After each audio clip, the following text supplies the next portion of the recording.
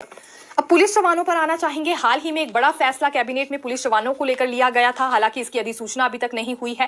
फैसले के मुताबिक ये माना जा रहा है कि सब्सिडाइज यात्रा एचआरटीसी बसेस में पुलिस जवानों की बंद की जा रही है और इसमें कई तरह के तर्क भी सरकार, प्रशासन और यहाँ एचआरटीसी प्रबंधन की ओर से दिए गए हैं। लेकिन अब इस फैसले पर पुनः विचार किया जा सकता है। इस बात के संकेत मंत्री हर्षवर्धन चौहान की ओर से दिए गए हैं। दरअसल हालांकि पहले कैबिनेट ब्रीफिंग में मंत्री हर्षवर्धन की ओर से ही ये जानकारी दी गई थी और उनका ये कहना था कि सब्सिडाइज यात्रा पुलिसकर्मियों की बंद की जाएगी। मासिक वेतन से इनके 210 रुपए इस यात्रा के लिए काटे जाते हैं, लेकिन आने वाले समय में व्यवस्था बदल जाएगी। ऐसे संकेत अब पहले यहां मंत्री हर्षवर्धन ने दिए थे, लेकिन दूसरी बार अब मीडिया से बातचीत करते हुए मंत्री हर्षवर्धन ने कहा है कि पुनः इस पर विचार हो सकता है। कारण यह है कि पुलिस जवान भड़के हुए हैं और नाराजगी व्यक्त कर रहे हैं इस फैसले को लेकर और सचिवालय में भी कुछ एक पुलिस जवान पहुंचे हैं मंत्रियों से मुलाकात करने के लिए। उन्होंने अपील की है कि ये फैसला वापस लिया जाए, उनके हित में नहीं है। साथ ही साथ मुख्यमंत्री सुक्खू से भी उन्होंने भेंट की है। 24 अगस्त के आसपास अभी कैबिनेट बैठक हो सकती है और ये फैसला वापस लिया जा सकता है। ऐसे संकेत जरूर मंत्री हर्षवर्धन की ओर से दिए गए हैं, लेकिन होता है नहीं होता है उसी दिन पता चल पाएगा, क्योंकि दबाव तो एक तरह से बनाया ही जा रहा है पुलिसकर्मियों की ओर से इस फैसले को वापस लेने के लिए। सब्सिडाइज यात्रा अगर इनकी बंद हो जाएगी तो एक तरह से घाटा इनके लिए वो होगा, असुविधा इनके लिए होगी, क्योंकि ड्यूटी के मकसद से इन्हें कहीं भी जाना पड़ सकता है। तो ऐसे में अपनी जेब इन्हें ढीली करनी होगी। तो कई तरह के तर्क हालांकि पुलिसकर्मियों ने इस पर दिए हैं और एचआरटीसी प्रबंधन का ये मानना है कि जो 5 करोड़ का भुगतान पुलिस डिपार्टमेंट से सालाना होता है एचआरटीसी को, उसमें घाटा है, क्योंकि यहाँ खर्चा 36 करोड़ के आसपास का आ जाता है एचआरटीसी प्रबंधन के पास पुलिस जवानों का ही। तो एचआरटीसी प्रबंधन का ये कहना है कि तकरीबन 36 करोड़ तक का खर्चा आ जाता है, जबकि मिलता पुलिस डिपार्टमेंट से 5 करोड़ ही है। और यहाँ पुलिसकर्मियों का कहना है कि इसमें बहुत सारे जवान ऐसे हैं जो कि बसेस में सफर करते भी नहीं है, इन्होंने अपनी अपनी पर्सनल व्हीकल्स रख ली हैं। कुछ एक जवान ही सफर करते हैं, तो उनके लिए ये सुविधा आगे भी बनकर रहनी चाहिए। खैर, क्या कुछ होता है ये आने वाले समय में हम देखने वाले हैं। एचपीयू की भर्तियों पर अब जवाब देना होगा एचपीयू प्रशासन को ही, कोर्ट को। दरअसल बात कुछ ऐसी है कि कोर्ट ने यहाँ पर जवाब मांग लिया है एचपीयू प्रशासन से कि अभी तक गैर शिक्षक भर्ती क्यों नहीं हो पाई है। तकरीबन 3 बार इसके लिए विज्ञापन निकाले गए, भारी भरकम आवेदनों की फीस भी ली गई, लेकिन उसके बाद भर्ती क्यों नहीं हो पाई, ये किस वजह से लैप्स हुई है और अगर लैप्स हुई ही है तो फिर आगे के लिए क्या कदम एचपीयू की ओर से उठाए जाएंगे। तीसरी बात ये कि कितना पैसा यहाँ आवेदकों से वसूल किया गया है। ये सभी जवाब देने होंगे अब एचपीयू प्रशासन को कोर्ट में, और इसके लिए एक अल्पनामा दायर करना होगा एचपीयू को, जिसमें ये सभी जवाब दिए जाएंगे। 5 सितंबर तक का वक्त एचपीयू को यहाँ पर दिया गया है।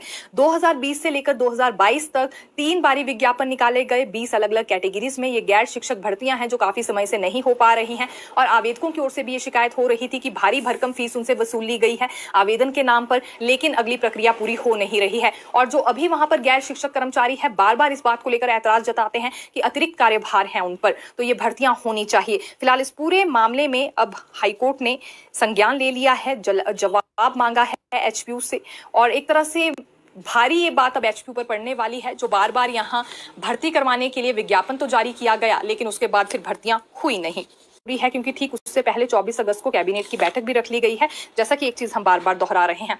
अब पोस्ट कोर्स पर आना चाहेंगे।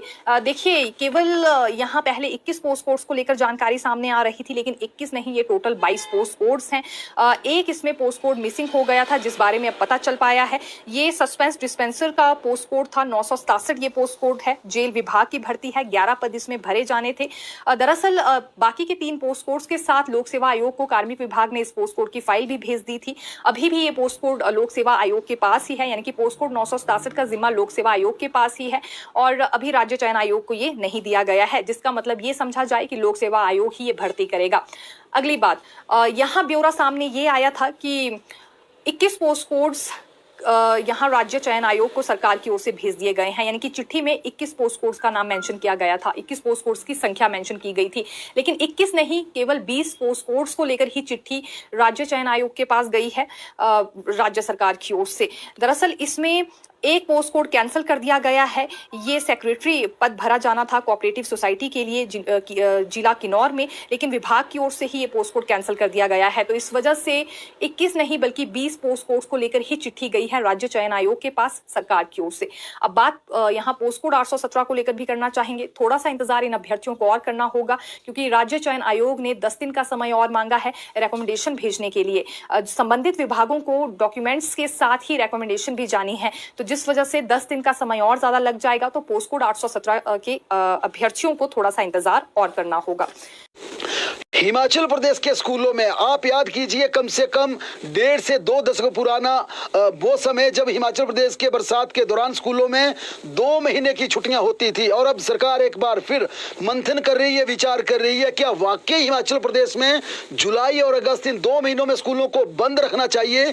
क्योंकि जिस प्रकार की, चाहे आप देखिए ऊना में दिल दहला देने वाली जिस प्रकार का वाक्य वहां से सामने आया, 3 झुग्गी वाले बच्चे वहां पर बह गए, या जिस प्रकार से रामपुर के समेज गांव में हुआ, या फिर कुल्लू के बागी पुल में हुआ, या फिर जिस प्रकार के मंडी जिला में बड़ी वारदात हुई। अब इन तमाम घटनाओं का अवलोकन करने के बाद अभी माना जा रहा कि अगस्त में भारी बारिश होगी। आमतौर पर देखा गया कि अगस्त के बाद, अगस्त और 15 अगस्त और 30 अगस्त के आसपास या 31 अगस्त के आसपास हिमाचल प्रदेश में 2 से 3 बार भारी बारिश होती है और इस दौरान बड़ा नुकसान होता है।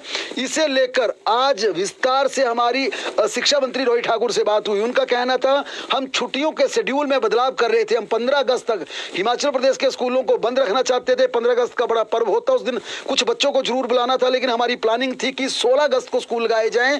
लेकिन जिस प्रकार से जून के महीने में हिमाचल प्रदेश में प्रचंड गर्मी हुई, लू चली, हमीरपुर, ऊना और कांगड़ा इन कुछ क्षेत्रों में, या बद्दी बरोटीवाला के कुछ क्षेत्रों में जिस प्रकार की लू की चपेट में आकर कई बच्चे बेहोश हो गए, कई स्कूलों को हमें आनन फानन में बंद करना पड़ा। इसके चलते हमने शेड्यूल से छेड़छाड़ नहीं की। पिछले साल का शेड्यूल इसी साल हमने लागू कर दिया। लेकिन रोहित ठाकुर ने माना कि ये विधायकों से फीडबैक मिल रहा है, डीसी से फीडबैक मिल रहा है, एसडीएम से फीडबैक मिल रहा है, डिप्टी डायरेक्टर से फीडबैक मिल रहा है, अपने अधिकारियों से फीडबैक मिल रहा है कि हिमाचल प्रदेश में सही मायने में अगस्त का तांडव जुलाई और अगस्त महीने में होता है।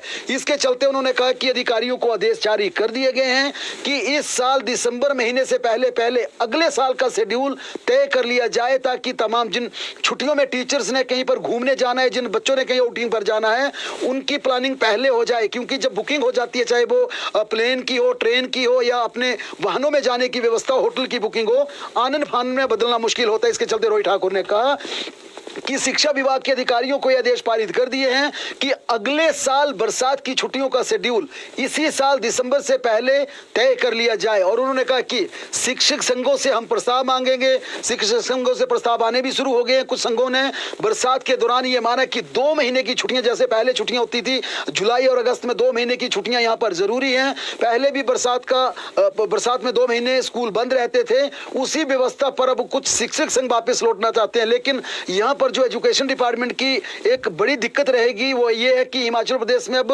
52 दिन छुट्टियां होती हैं और इसके लिए अलग अलग शेड्यूल पूरे साल भर तय किया जाता है। इसके चलते शिक्षा मंत्री ने कहा कि हम फाइनल कर रहे हैं। हमने विधायकों से बात करेंगे, पीटीए से हम नीचे से हम प्रपोजल लेंगे, अध्यापक संघों से प्रपोजल लेंगे, और जो भी बेहतर होगा, ताकि कम से कम, क्योंकि अभी भी देखा जा रहा है कुल्लू के स्कूलों में पढ़ाई प्रभावित हो रही है, अपर शिमला के स्कूलों में पढ़ाई प्रभावित हो रही है, ऊना में जिस प्रकार से जल जलाया वहां पर नुकसान हुआ, वहां पर पढ़ाई प्रभावित हुई, या फिर मंडी के कुछ इलाकों में पढ़ाई प्रभावित हो रही है, या पिछले कल जिस प्रकार से भूस्खलन चंबा में हुआ, स्कूल जाते एक छोटे बच्चे की दर्दनाक मौत हो गई, उसके साथ उसकी बुआ की मौत हो गई। इसके चलते अब ये एक यहाँ पर रास्ता निकाला जा रहा है कि जुलाई और अगस्त 52 छुट्टियां भी आपके सामने हैं, 2 महीने का लंबा स्पेल भी आपके साथ है, आपको दिवाली की छुट्टियां भी देनी है, आपको दूसरे पर्व पर भी छुट्टियां करनी है, लेकिन इसको एक धरातल पर लाने का प्रयास किया जा रहा है और ये कसरत इसी साल दिसंबर में पूरी कर ली जाएगी। उधर सीएम सुक्खू ने शिक्षा पर 2 बड़े फैसले लेने की तैयारी कर ली है। मंथन चल रहा है। मुख्यमंत्री लंबे समय से ये विचार कर रहे हैं कि हिमाचल प्रदेश में क्यों ना स्थायी शिक्षकों की नियुक्ति कर ली जाए, अर्ली बेस, यानी कि प्रति घंटे के हिसाब से। और ये ना तो कोई रोजगार होगा ना कुछ होगा, लेकिन इसके पीछे भावना राज्य सरकार की है कि अगर किसी स्कूल का कोई टीचर छुट्टी पर जाता है, कोई टीचर बीमार हो जाता है, तो उसी गाँव के किसी पढ़े लिखे व्यक्ति को प्रति घंटे के हिसाब से पैसे दे दिए जाए, 2 दिन के लिए बुला लिया जाए। अगर 1 घंटे की जरूरत है, 1 घंटे के लिए बुला लिया जाए। या मसलन कोई किसी प्राइमरी स्कूल में अगर एक ही टीचर है, वो टीचर बीमार हो जाता है या छुट्टी चला जाता है, तो वहां का कोई शिक्षित कोई भी युवा है, उसे प्रति घंटे के हिसाब से पैसे देकर स्कूल में बुलाया जा सकता है। इसके लिए सरकार प्लान कर रही है। हालांकि मुख्यमंत्री ने फिर स्पष्ट किया, ये अस्थायी नियुक्ति होगी, ये बिल्कुल कोई रेगुलर नियुक्ति नहीं होगी, और ना तो ये प्रति दिन के हिसाब से होगी, ना तो ये प्रति महीने के हिसाब से होगी, ना मासिक वेतन मिलेगा, ये प्रति घंटे के हिसाब से मिलेगी। कोई अगर पूरे साल में 6 घंटे पढ़ाता है तो उसे 6 घंटे के पैसे मिलेंगे। प्रिंसिपल, हेडमास्टर और CHT को अधिकृत कर दिया जाएगा। जिसने 1 घंटा पढ़ाया उसकी वेरिफिकेशन के आधार पर 1 घंटे की पेमेंट कर देंगे।